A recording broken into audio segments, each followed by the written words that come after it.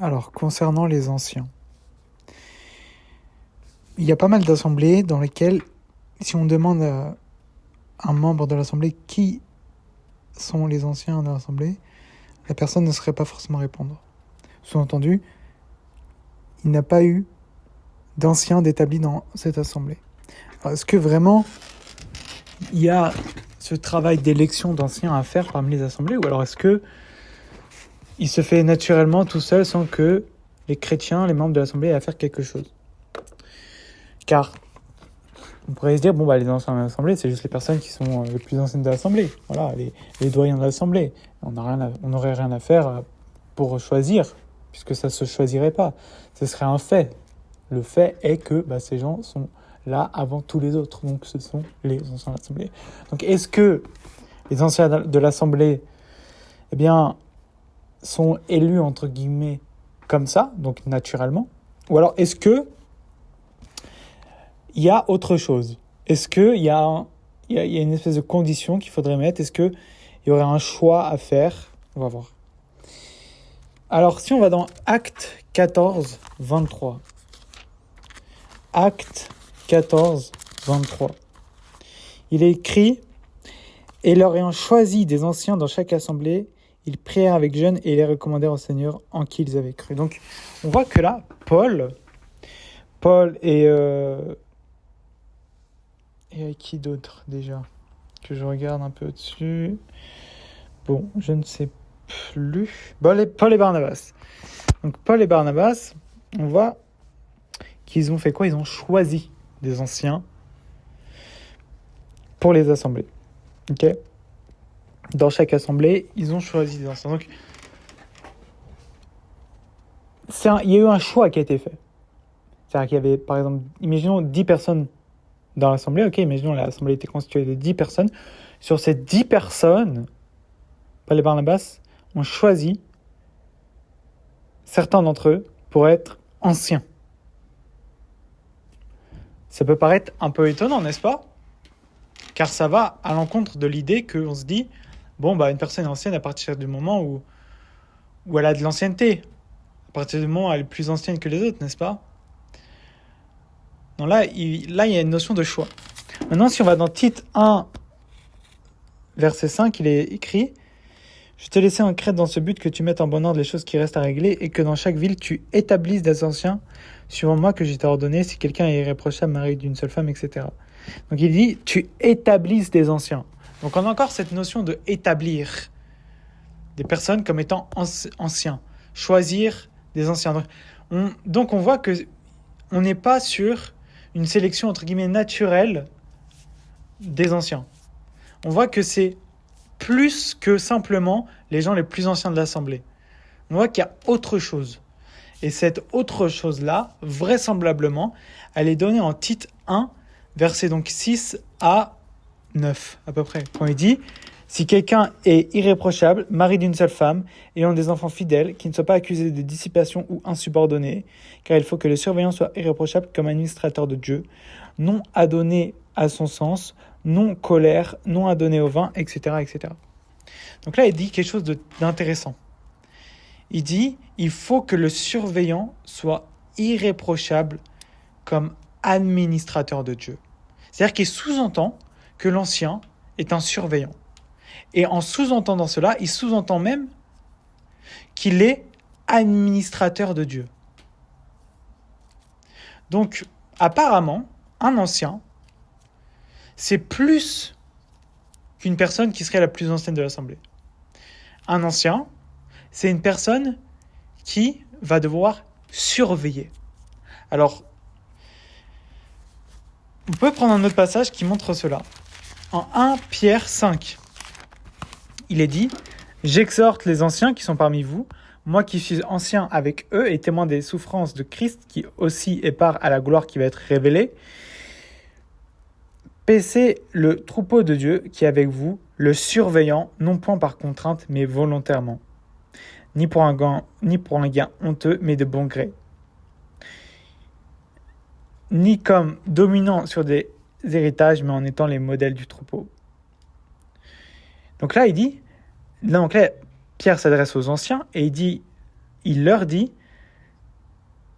le surveillant. Donc là encore, Pierre pousse les anciens, exhorte les anciens à surveiller le troupeau et d'une manière particulière. Comment ? Non pas par contrainte. Parce qu'on pourrait comprendre par là qu'apparemment, un ancien aurait pu penser qu'il avait à surveiller le troupeau par contrainte. Parce que sinon, pourquoi est-ce que Pierre aurait écrit ça ? Donc Pierre dit bien, non pas par contrainte, mais volontairement. Sous-entendu, bien que toi qui es ancien, tu pourrais penser que tu es à surveiller le troupeau par contrainte, moi je te dis de ne pas le surveiller par contrainte, mais volontairement. Fais ça volontairement, de bon gré, non pas pour un gain honteux. Et donc là, dans ce passage de Pierre, on voit qu'effectivement, ce rôle de surveillant, est lié à l'ancien. Donc ça va dans le sens de ce qu'on a dans l'épître de Tite. Et ce qui est intéressant, c'est qu'on pourrait dire, ok, on nous parle de surveillance, d'être surveillant. Qu'est-ce que la Bible nous dit par rapport à ça, au fait d'être surveillant ? Nous avons en 1 Timothée 3, du verset 1 à 7, des explications sur justement ce rôle de surveillant, sur ce poste de surveillant. Il est dit, si quelqu'un aspire à la surveillance, il désire une œuvre bonne. Il faut donc que le surveillant soit irrépréhensible, mari d'une seule femme, sobre, sage, honorable, hospitalier, propre à enseigner, non à donner au vin, non batteur, mais doux, non querelleur, n'aimant pas l'argent, conduisant bien sa propre maison, tenant ses enfants soumis en toute gravité. Mais si quelqu'un ne sait pas conduire sa propre maison, comment prendra-t-il soin de l'assemblée de Dieu ? Qu'il ne soit pas nouvellement converti, de peur qu'étant enflé d'orgueil ne tombe dans la faute du diable. Or, il faut aussi qu'il ait un bon témoignage de ceux du dehors, afin qu'il ne tombe pas dans l'opprobre et dans le piège du diable. Donc là, on a encore des conditions, des caractéristiques qui sont propres, qui sont plutôt qui concernent le surveillant. Donc, on voit que l'ancien, premièrement, il a toute une série de choses à respecter, de conditions à respecter, dont l'une d'entre elles concerne la surveillance. La surveillance elle-même a plusieurs conditions à satisfaire pour être faite correctement. Au final, on peut dire que celui qui est ancien, il a il a une multitude de conditions à respecter pour avoir ce titre de ancien. Et donc on voit que finalement, celui qui est le plus ancien de l'Assemblée n'est pas automatiquement ancien, l'ancien de l'Assemblée. Pourquoi ? Parce que, logiquement, vraisemblablement, si il ne respecte même pas les conditions pour être surveillant, comment peut-il surveiller le troupeau ? Comment peut-il le faire volontairement ? Il ne peut pas, n'est-ce pas ? Il n'a pas le droit, entre guillemets, selon 1 Timothée 3, n'est-ce pas ?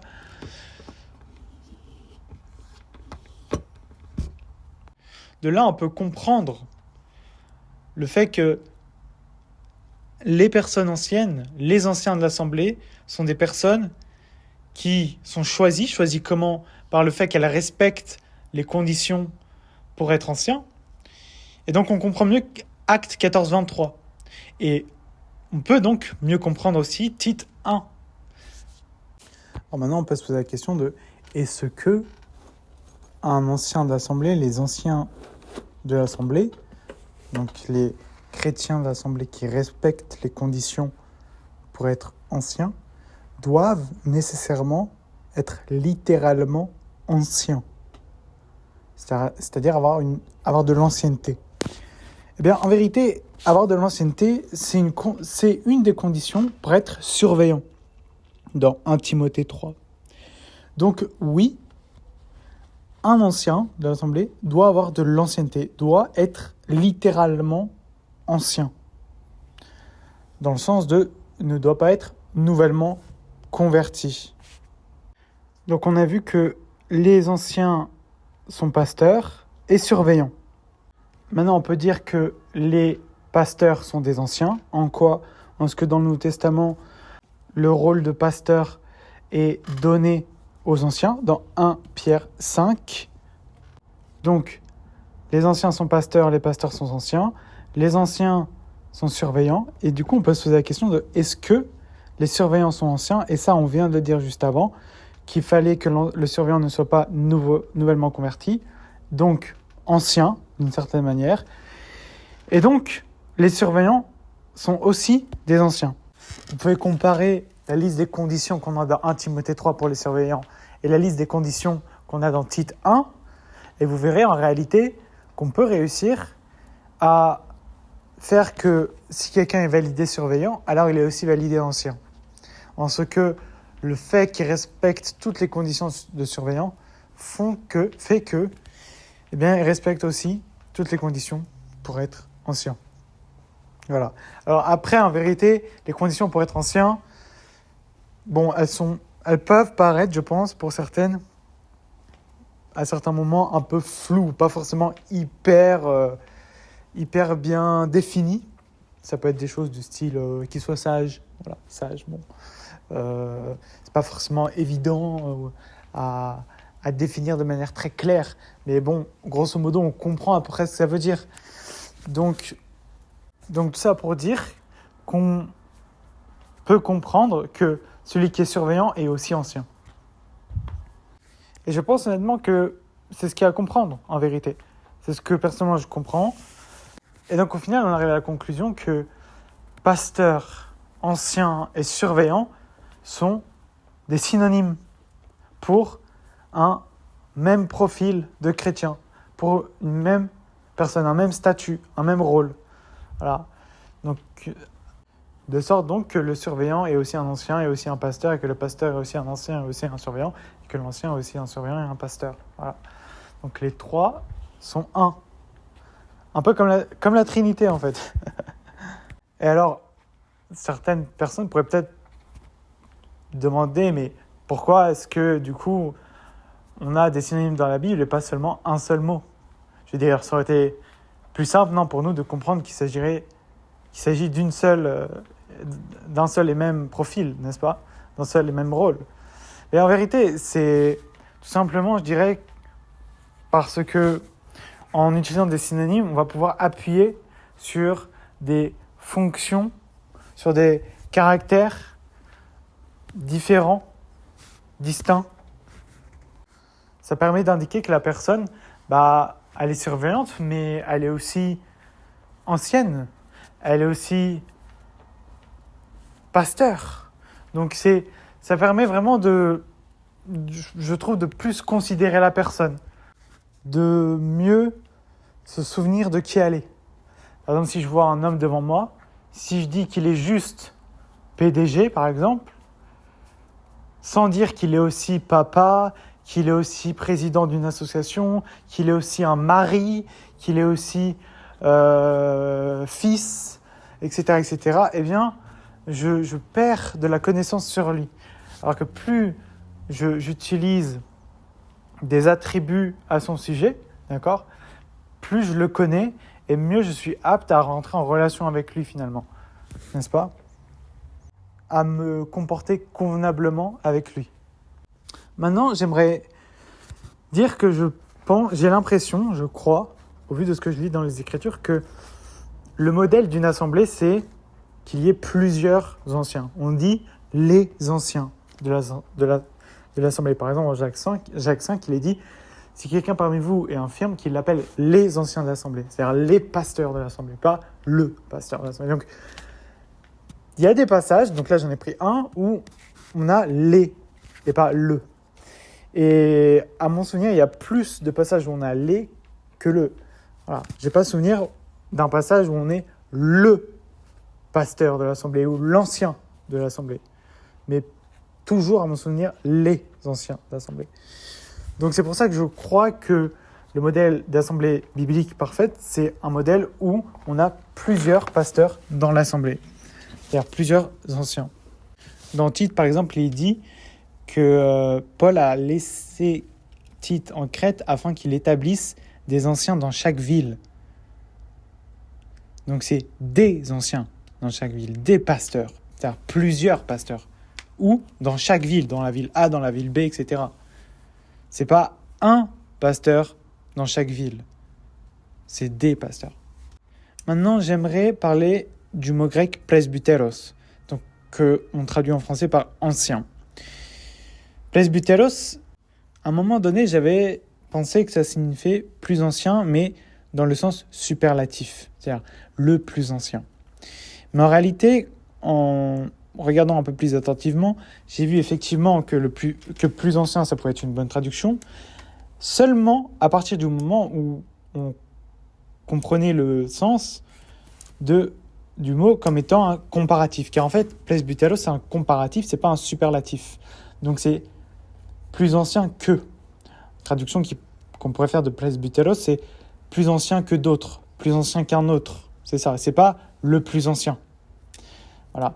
Donc, quand on comprend cela, on comprend que quand on parle d'anciens dans le Nouveau Testament, il ne s'agit pas forcément des plus anciens de l'Assemblée. Voilà.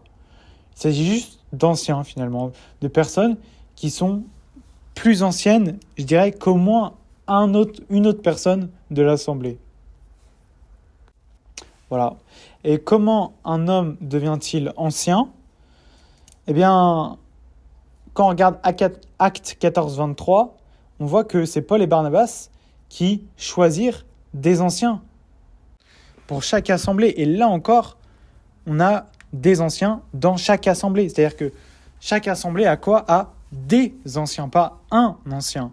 Donc Actes 14-23 et Tite 1, on a la pluralité d'anciens pour chaque... Bon, dans Tite, c'est ville, mais pour Paul, c'est... Et dans Actes des Apôtres, c'est assemblée. Donc, dans Actes 14-23, on voit que ces anciens sont choisis. Donc, ce n'est pas eux qui arrivent et qui disent « Maintenant, c'est nous les anciens ».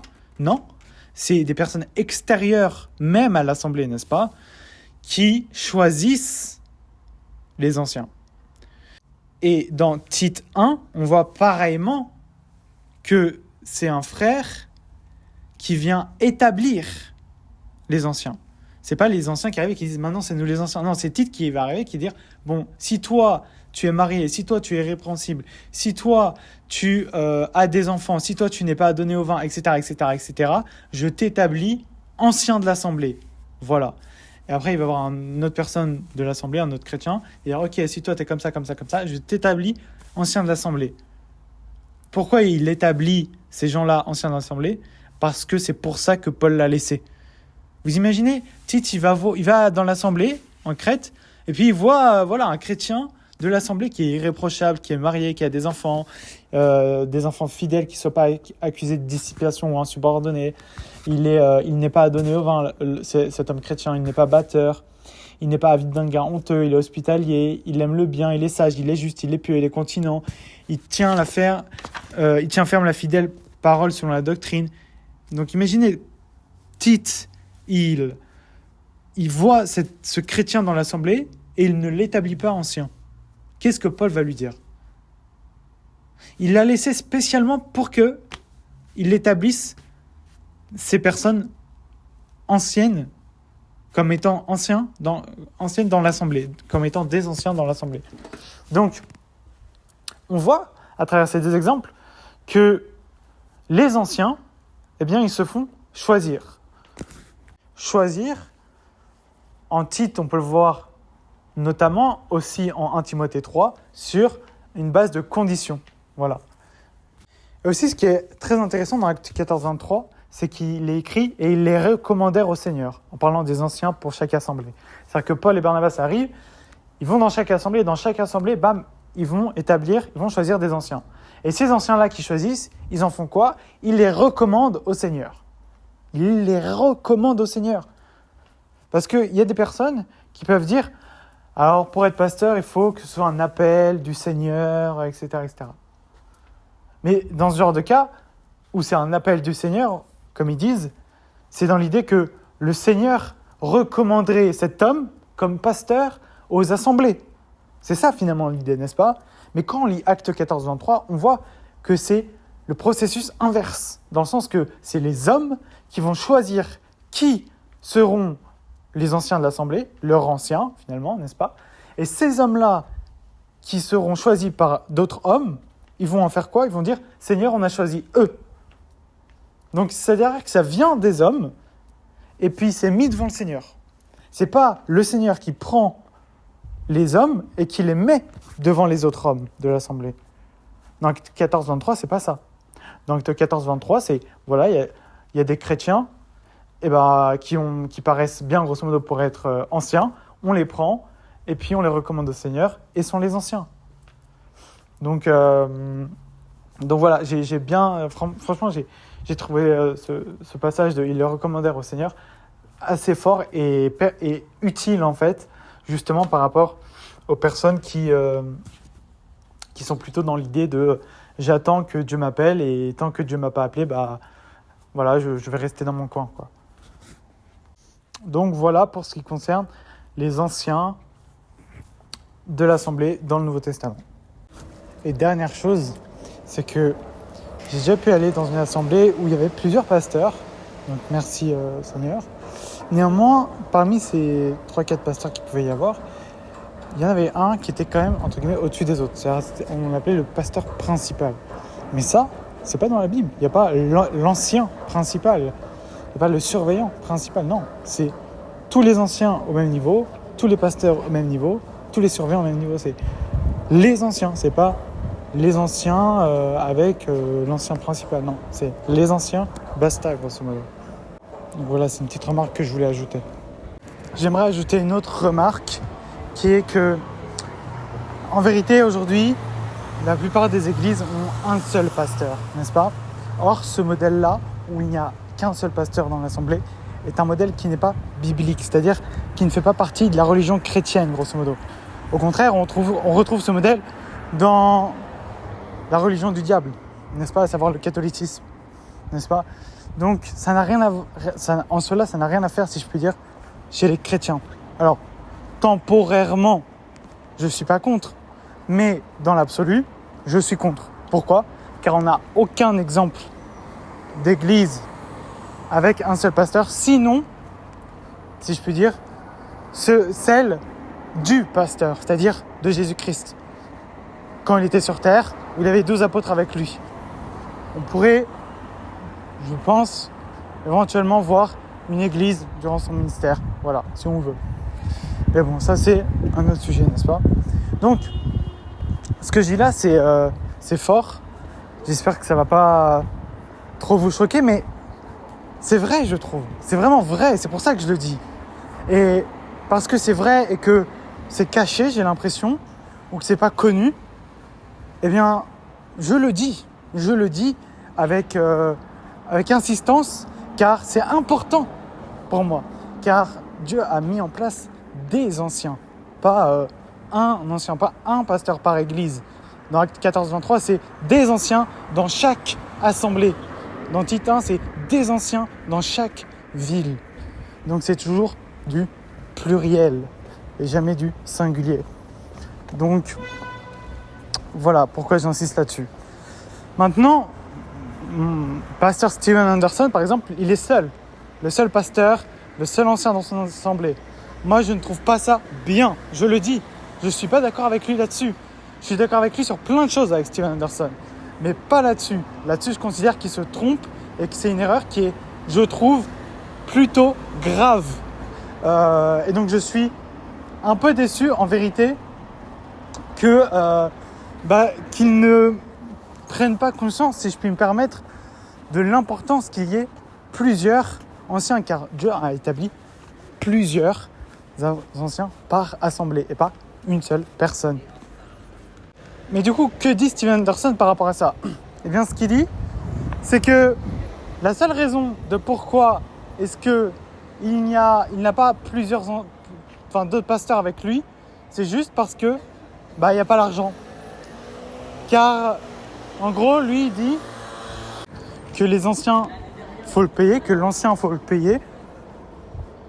Voilà, l'argent dont il a besoin, le salaire dont il a besoin. Donc, si par exemple, il a une femme et 5 enfants, et une maison, et une voiture, eh bien, il faut lui payer tout ça.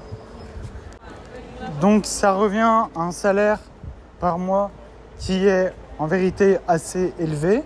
On va dire peut-être, je sais pas, 3 000 euros ou 4 000, bon, ça dépend où on vit. Et donc, plus il y a d'anciens, et bien plus l'argent qu'il faut sortir chaque mois est important. Et donc, si l'Assemblée n'a pas suffisamment d'argent pour avoir plusieurs anciens, et bien forcément, elle ne va pas pouvoir en avoir. Donc c'est un peu son argument et c'est un peu ce qu'il dit. C'est pour ça qu'il explique qu'il est seul dans son assemblée. Et grosso modo, il dit, le jour où on sera genre 3000 dans l'assemblée, là on pourra avoir plusieurs anciens. C'est-à-dire du coup, on aura suffisamment d'argent pour avoir d'autres pasteurs. Sauf qu'à ma connaissance, un ancien n'est pas dans l'obligation de ne pas travailler. Et personnellement, par conséquent, moi, je suis plutôt d'avis que l'assemblée ait plusieurs pasteurs et que si l'assemblée ne peut pas payer à chaque pasteur un salaire complet, de sorte à ce qu'il n'ait plus besoin de travailler à côté, eh bien, tant pis. Ça veut dire que s'il n'arrive pas à payer tous les pasteurs totalement, ben ça veut dire qu'il y en aura certains qui travailleront à côté. Voilà. Et à ma connaissance, c'est pas un problème ça. À ma connaissance, c'est tout à fait faisable. Et quand on considère ça, quand on se dit ok, bah faisons ça, eh bien tout rentre dans l'ordre, n'est-ce pas? Donc si on veut que chaque ancien soit payé totalement sans que les anciens n'aient à travailler à côté, alors oui, je suis d'accord avec Steven Anderson. Sauf que dans la vérité, sauf qu'à ma connaissance, c'est pas une obligation que l'ancien ne travaille pas à côté. D'autant plus quand ils sont plusieurs. Parce que quand ils sont plusieurs, du coup, la tâche de paître le troupeau est distribuée entre chaque ancien. Donc tout ne repose pas sur un seul ancien. Donc ça fait que l'ancien, il est plus libre, entre guillemets. Il a moins de pression. Il peut accorder du temps éventuellement pour un boulot. Parce que du coup, il va peut-être prêcher une fois par mois. Par exemple, s'il y a 4 anciens, bah, peut-être que chaque ancien prêche une fois par semaine. Pardon, une fois par mois. Puisqu'il y a 4 semaines dans le mois, voilà. Donc si l'ancien, il prêche une fois par mois, bah, ça lui laisse du temps, logiquement, pour travailler à côté. Steven Anderson, par exemple, il prêche, je crois, environ, en général, 2 fois par semaine. Donc ça fait 8 fois par mois. Et donc on voit bien la différence. Donc vraiment, à ma connaissance, c'est une priorité. Je dis bien une priorité qu'il y ait plusieurs anciens dans l'assemblée. Voilà. Et si on ne peut pas tous les payer totalement, tant pis. Tant pis. On fait avec ce qu'on a, avec ce qu'on peut, avec ce que Dieu nous a donné. Voilà. Si on n'est pas suffisamment riche, entre guillemets, si je puis dire, financièrement, eh bien, tant pis, on fait avec. Et si on veut pouvoir les payer entièrement, eh bien, on aura qu'à travailler plus, par exemple. Mais en vérité, je serais un petit peu étonné que le Seigneur aimerait que tous les anciens soient payés totalement. Parce que justement, comme on a pu dire avant, s'ils sont payés totalement de sorte à ne pas avoir à travailler à côté, eh bien, probablement qu'il y aurait des moments dans la semaine où ils n'auraient pas grand-chose à faire. Vu que l'assemblée, on va dire, elle pourrait être composée par exemple juste de 50 personnes, ok, de 60 personnes, donc c'est pas énorme. Mais s'ils sont 4 anciens, 4 anciens c'est bien suffisant pour s'occuper de 100 personnes. Et vu que du coup ils ne travailleraient pas, vu qu'on les payerait totalement, eh bien je pense que ça créerait des trous dans leur emploi du temps. Et ça, je ne pense pas que ce soit sain. Donc en vérité, je pense que pour les assemblées par exemple de 100 personnes, même de 60 personnes, eh bien il faut qu'il y ait plusieurs anciens. Et je pense qu'il est plus sain que plusieurs de ces anciens ne soient pas payés totalement à 100%. Afin que justement ils ne se retrouvent pas avec des trous dans leur emploi du temps